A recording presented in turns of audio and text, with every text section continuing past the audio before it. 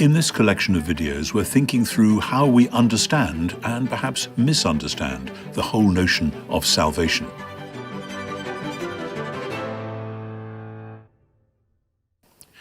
In two previous videos in this series, we've been looking at the story of the Bible and the way the story of the Bible holds and showcases the story and meaning of salvation. And we've seen how salvation for the ancient Israelites meant rescue from Egypt, and salvation for the ancient Jews at the time of the Babylonian exile meant a new Exodus, meaning we'll be able to leave Babylon and go home to where we really belong. Because the great promises of creation and covenant were focused on the land and the temple, because the land and the temple were signposts towards the larger reality. Because God promises again and again in the Old Testament that he will fill the whole earth with his glory, which resonates with the picture of the temple. God fills the temple with his glory as a sign of what he wants to do for the whole earth. Think of Isaiah 11, where the whole earth shall be full of the knowledge of the Lord as the waters cover the sea. Or the end of Psalm 72, where when the coming king has done justice and mercy for the poor and the oppressed, then the whole earth will be full of the glory of the Lord. And there are other similar passages. Those are the promises which are then held out before the people. And when we turn to the New Testament, we find again and again the New Testament writers telling the story of Jesus as the fulfillment of those promises. Perhaps the most obvious passage is the opening of John's Gospel, which many of us know only too well because it's read at Christmas carol services in the tradition in which I come from. And speaking as somebody who once upon a time had 4 children all at different schools, and I had to go to 4 different carol services, by the time you've done that, you know quite well, in the beginning was the Word, and the Word was with God, and the Word was God. All things were made through him, and without him was not anything made that was made, and so on and so on and so on. And then the climax, corresponding to the climax of Genesis chapter 1, the Word became flesh and dwelt among us. And the Greek word for dwelt is the word which means he pitched his tent, he set up his tabernacle. This is the new Genesis, this is the new Exodus.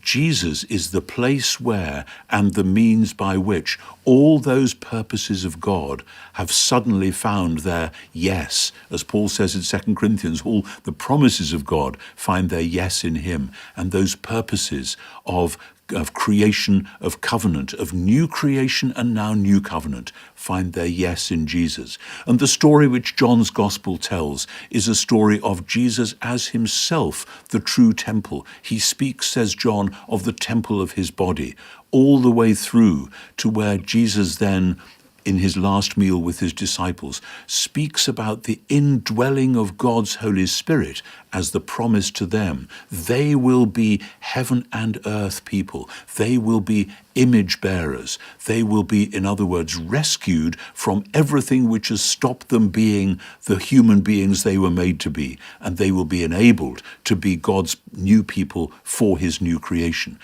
And so the story of Jesus going to his death, the story of Jesus rising again from the death, are themselves the story of the new Exodus, the new covenant, the restoration of God's people, with the forgiveness of sins at its heart, that glorious liberating message. For so many, that's what salvation means, the shout of delight that actually all the bad things that I've done constrain and constrict me no more. They're not going to corrupt my future. God has dealt with them.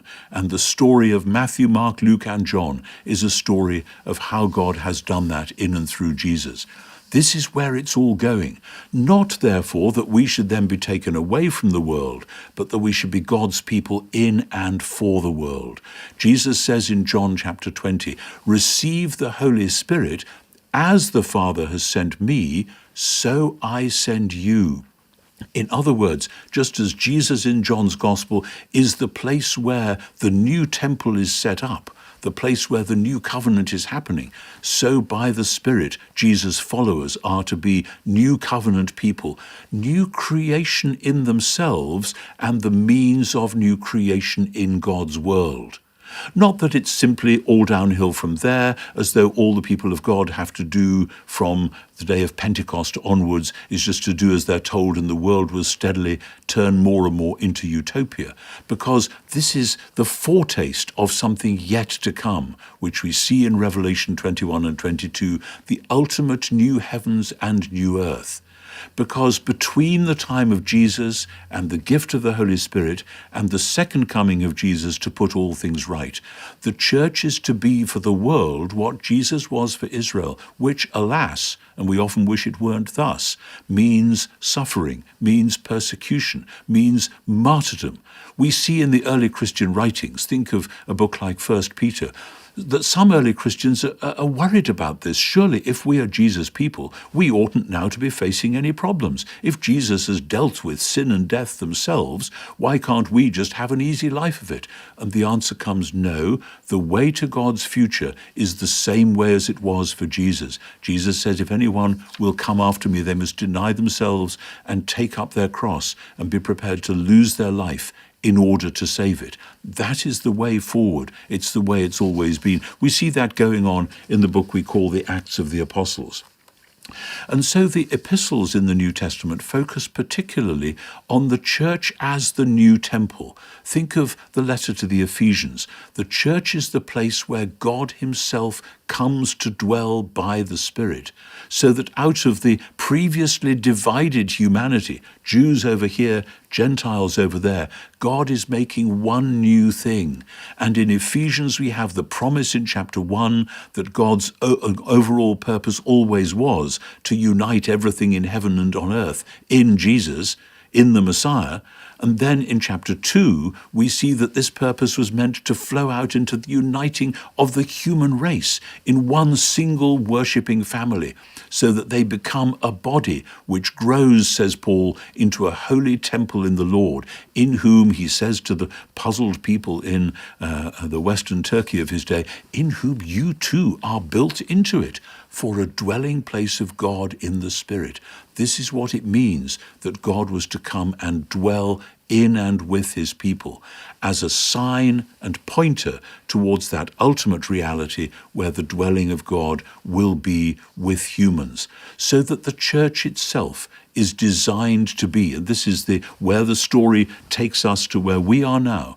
The church is designed to be the small working model of new creation, the pointer to the world that the God who made the world has rescued the world. The God of creation is doing new creation. The God of the covenant has renewed the covenant, has forgiven sins, so that salvation is this great reality which sweeps us up and says all the things you are most afraid of, and ultimately death itself, God has dealt with, and you are now called to be collectively, corporately, and individually people who, as they celebrate their salvation, are looking ahead to the time when, as St. Paul says, God will be all in all.